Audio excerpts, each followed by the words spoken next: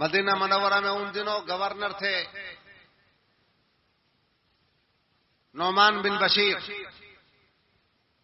یا ولید بن عقبہ، گورنر مدینہ کے پاس اس نے خط بھیجا اور لکھا کہ میں اپنے باپ کی جگہ پر خلیفہ بن چکا ہوں، لہذا تمہارے اوپر ضروری ہے کہ تم سب سے پہلے مدینہ میں امام حسین سے میرے نام کی بیعت لے لو، طلحہ بن زبیر سے میرے نام کی بیعت لے لو، عبداللہ بن زبیر سے میرے نام کی بیعت لے لو، اور بھی جو بڑے بڑے سربراہ صحابہ تھے جن کا نام تھا، جن کی پکڑ تھی، جن کا چرچا تھا، جن کے اثر و رسوخ تھے، ان سبوں کا نام لے کے خط میں لکھا کہ ان تمام لوگوں سے میرے نام کی بیعت لے لو۔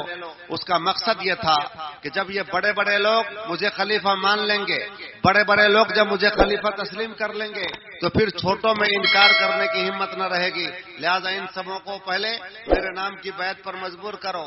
جب وہ خط لے کر آیا قاصد، گورنر مدینہ نے یہ خط پڑھا ہے، سوچ میں پڑ گیا، چونکہ وہ گورنر مدینہ محب اہل بیت تھا، اہل بیت سے محبت کرنے والا تھا، امام علی مقام کی عظمتوں کو جاننے والا تھا، امام علی مقام کی شوکتوں کو پہچاننے والا تھا۔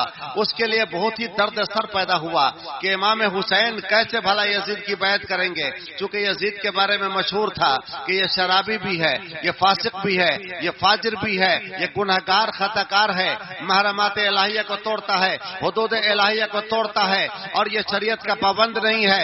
بھلا نواز رسول جن کے گھر سے اسلام کی نشر و اشاعت ہوئی ہے، جن کے گھر سے شجر اسلام کی آبیاری ہوئی ہے، جن کے نانا جان نے اسلام کی بنیاد ڈالی ہے، بھلا وہ امام علی مقام یزید جیسے فاسق کے ہاتھ پر اپنا ہاتھ کیسے دے پائیں گے، اس کو اپنا خلیفہ کیسے مان سکیں گے؟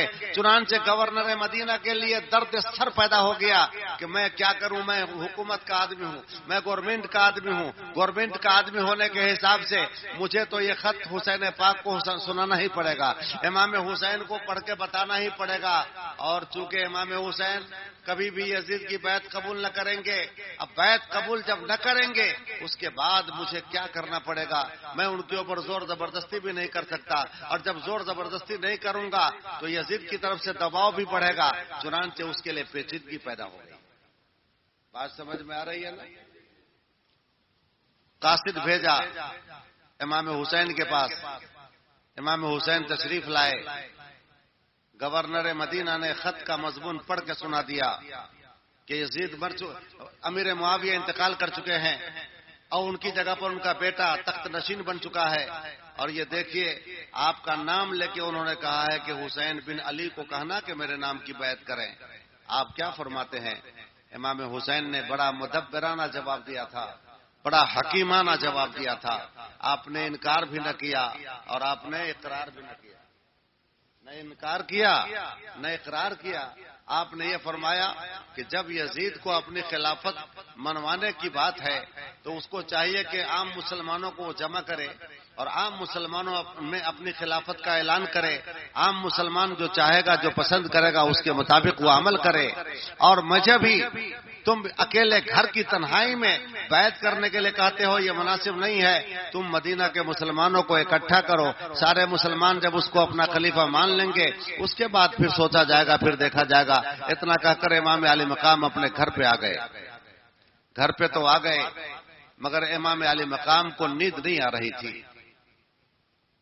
چین نہیں مل رہا تھا، سوچ رہے تھے کہ اب یہ مدینے کا گورنر چونکہ یہ گورنمنٹ کا آدمی ہے، سرکاری آدمی ہے، تو ظاہر بات ہے کہ مجھ پر وہ دباؤ بنائے گا، مجھ پر وہ دباؤ بنائے گا، اور میں انکار کروں گا تو مدینہ کے مسلمان مصطفیٰ کے جانثار میرے ساتھ ہو جائیں گے، گورنمنٹ کا آدمی ایک طرف ہو جائے گا، مدینہ کا مسلمان ایک طرف ہو جائے گا، دونوں میں لڑائی ٹھن جائے گی، جنگ و جدال کا سلسلہ بن جائے گا، قتل و غارت گری کا ماحول بن جائے گا، مدینہ کی سرزمین خون سے لالازار ہو جائے گی۔ امام علی مقام کے لیے بھی بہت ہی مشکل گھڑی آ گئی کہ انکار پہ اگر اڑے رہتے ہیں تو مدینہ میں قتل و غارت گری کا سلسلہ بن جائے گا، اور اگر اڑے نہیں رہتے ہیں تو پھر مان جائیں یہ بھی نہیں ہو سکتا، کہ یزید جیسے فاسق و فاجر کے ہاتھ پر اپنا ہاتھ کیسے دے سکتے ہیں. چنانچہ امام علی مقام نے تیسری راہ سوچی، نہ انکار نہ اقرار. آپ نے تیسرا راستہ بنایا اور سوچ لیا کہ اب مجھے مدینہ چھوڑ دینا چاہیے. مجھے مدینہ چھوڑ دینا چاہیے تاکہ نہ یہاں رہوں گا، نہ گورنر مجھ پر دباؤ بنائے گا، اور نہ مدینہ کے مسلمانوں میں اور فوج میں جنگ ہوگی. میں مدینہ چھوڑ دیتا ہوں سب سے بہتر. واہ رے میرے حسین، کیا سوچ میں پاکیزگی ہے، کیا سوچ میں امن اور شانتی کا پیغام ہے. ایسے ہوتے ہیں محمد کے گھرانے والے. جنگ و جدال سے مسلمانوں کو بچانے کے لیے، مدینہ کی اس سرزمین کو لہو لہان ہونے سے بچانے کے لیے آپ نے اتنی بڑی قربانی کا جذبہ دل میں پیدا کر لیا. جس مدینہ کی پیاری پیاری گلیوں میں آپ کا بچپن گزرا تھا، جس مدینہ کی پیاری پیاری گلیوں میں اپنے نانا جان کی پشت پر سواری کرتے تھے، جس مدینہ کی پیاری پیاری گلیوں میں آپ کی بچپن کی پیاری پیاری یادگاریں پوشیدہ تھیں.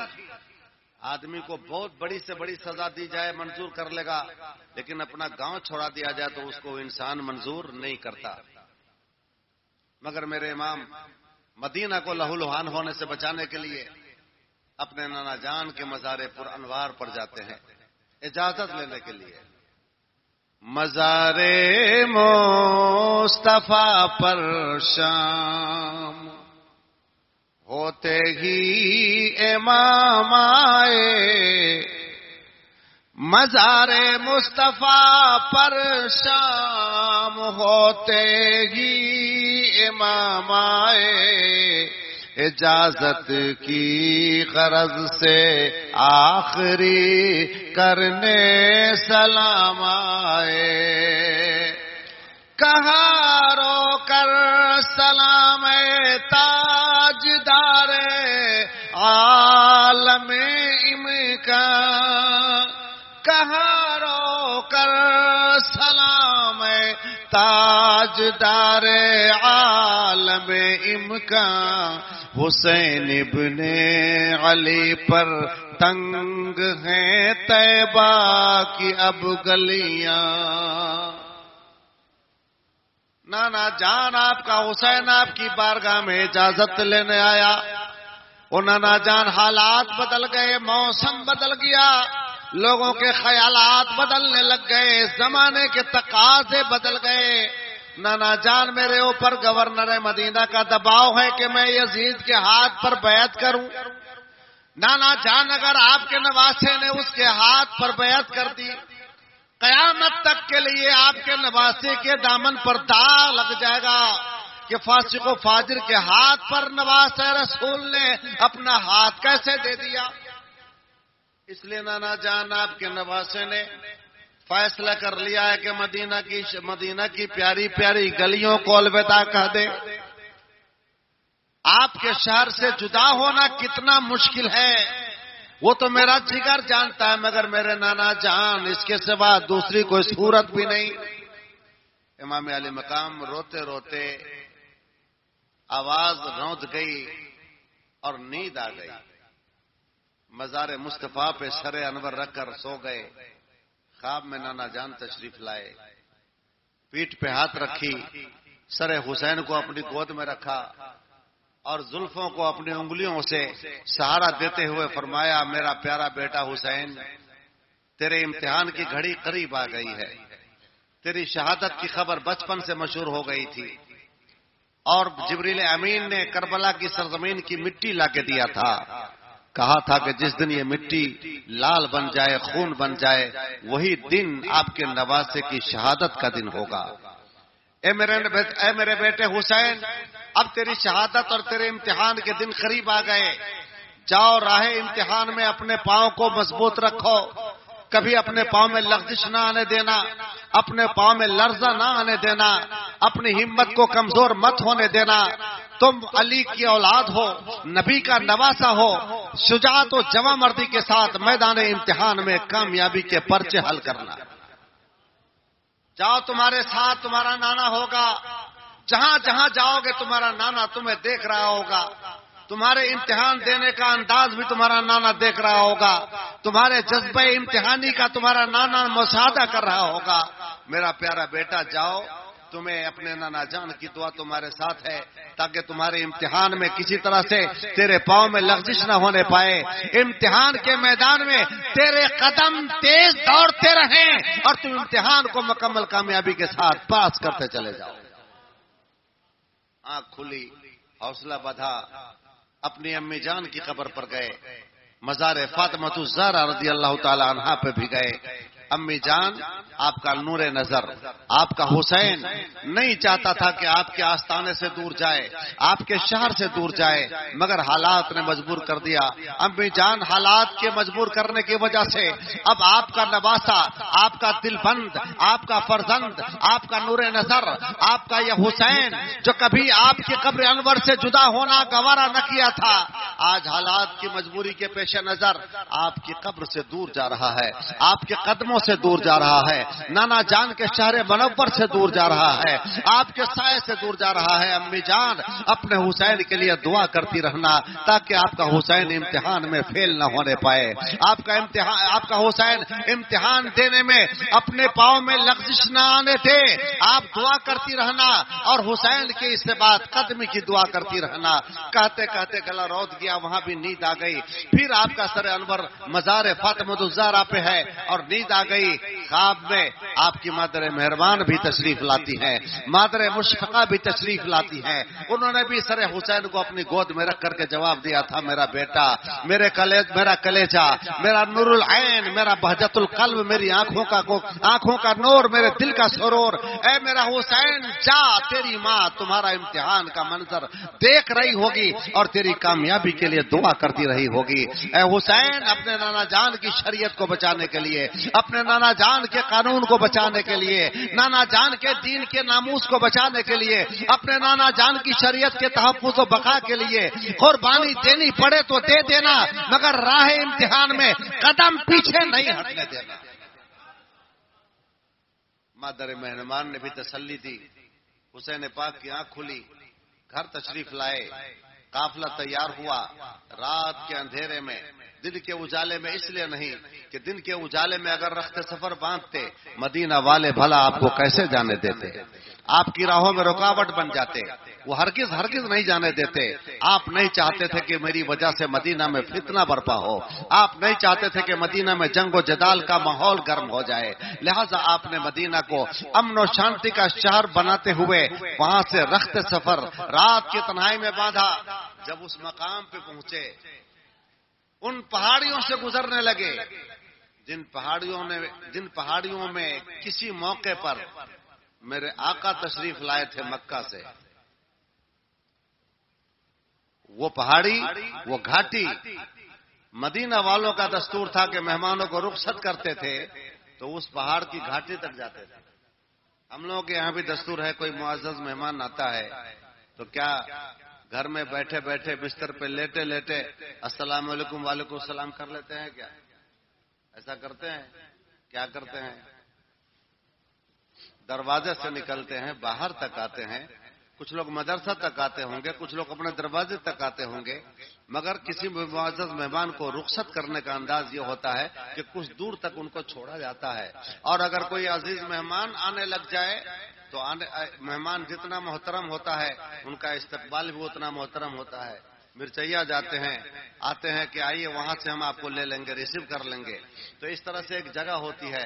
تو مدینہ والے جب کسی مہمان کو رخصت کرتے تھے تو اسی گھاٹی تک آتے تھے، اسی لیے اس گھاٹی کا نام ہے سنیت الوداع، رخصت کرنے کی وادی، اس کا نام ہی ہے سنیت الوداع۔ اور جب کوئی باہر سے مہمان آتا تو پھر اسی جگہ لوگ آتے تھے، مدینہ کے لوگ، اپنے آنے والے مہمان کا استقبال کرنے کے لیے۔ اسی لیے تو حضور علیہ السلام جب مکہ سے مدینہ گئے تو پھر اسی گھاٹی میں مدینہ کی بچیاں آ گئی تھی، اور انہوں نے بڑے اچھے انداز میں حضور علیہ السلام کی آمد پر شعر کہے تھے، طلع البدر علینا من ثنیات الوداع واجب الشکر علینا ما دعا للہ داعی، یعنی وداع کی گھاٹی سے چاند نمودار ہو گیا، حضور علیہ السلام کے لیے مدینہ کی بچیوں نے یہ شعر پڑھ پڑھ کے استقبال کیا تھا. جب اس گھاٹی سے امام عالی مقام گزرنے لگ گئے، آنسوؤں سے آپ کا پیرہن شریف تر بتر ہو گیا، آپ کی داڑھی شریف بھیگ گئی. رو رو کر کہنے لگے، اے سنیت الوداع کی پیاری پیاری گھاٹی، مجھے وہ تاریخ یاد ہے کہ جب میرے نانا جان تمہارے اندر آئے تھے، جب میرے نانا جان مدینہ میں قدم رنجہ فرمائے تھے، جب میرے نانا جان کے قدم مدینہ میں پڑے تھے، مدینہ کے در و دیوار خوش ہو، مدینہ کی دیواریں خوش ہو گئی تھی، مدینہ کی گلیوں میں مسرت و شادمانی کی لہر دوڑ گئی تھی، مدینہ کا بچہ بچہ خوش نظر آ رہا تھا، بوڑھا بچہ نوجوان خرد و کلا پیر و جوان عورت مرد سب کے سب خوشیاں منا رہے تھے.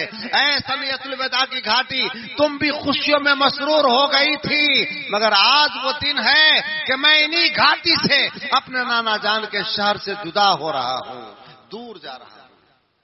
درد سے کلیجہ پھٹ رہا تھا، مگر حالات ایسے تھے کہ آپ کو نکلنا پڑا. درجے کے رات کی تنہائی میں، رات کی تاریکی میں امام علی مقام نے مدینہ چھوڑ دیا، مکہ المکرمہ آ گئے. اور مکہ المکرمہ جب آئے تو مکہ والوں میں خوشی کی لہر دوڑ گئی کہ حسین پاک آئے ہیں، نواسۂ رسول آئے. حضرت امام حسین کا چہرہ حضور جیسا تھا، اور حضرت امام حسن اور حضرت امام حسین، یہ بات کو ذرا دھیان سے سنیے گا، دونوں بھائی مل کر کے حضور کی تشبیہ بن جاتے تھے. دونوں بھائی مل کر کے کمر سے اوپر تک حضرت امام حسین حضور کی طرح نظر آتے تھے، اور کمر سے نیچے تک حضرت امام حسن حضور کی طرح نظر آتے تھے. اس لیے تو کہا گیا ہے معدوم نہ تھا سایہ شاہ ثقلین. توجہ فرمائیے گا ذرا، معدوم نہ تھا سایہ شاہ ثقلین. کتنی پتے کی بات کر رہے ہیں، یعنی یہ مت سمجھ لو کہ حضور کا سایہ نہیں تھا، یہ مت سمجھ لو کہ حضور کا سایہ نہیں تھا، نہیں، معدوم نہ تھا سایہ شاہ ثقلین. اس نور کی جلوگاہ تھی ذات حسنین، اس نور کی جلوگاہ تھی ذات حسنین، یعنی اس نور کی تجلی گاہ، وہ نور جلوگر تھا کہاں؟ تو ذات حسن و حسین میں. معدوم نہ تھا سایہ شاہ ثقلین، اس نور کی جلوگاہ تھی ذات حسنین.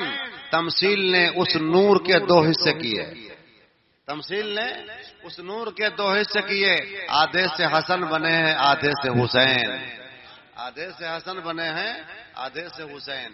تو حسین پاک کا چہرہ نبی پاک کے چہرے سے ملتا تھا. مکے میں جب انہوں نے قدم رکھا، اہل مکہ جھوم اٹھے، استقبال کو سارا مکہ امٹ پڑا. آج نواز رسول ہمارے یہاں تشریف لائے ہیں. چلو یاد رسول میں اپنے آپ کو کھونے والوں، عشق رسول میں، محبت رسول میں اپنے آپ کو فنا کرنے والوں، خوش ہو جاؤ، آج تیری نگاہوں کے دائرے میں نواز رسول تشریف لائے ہیں.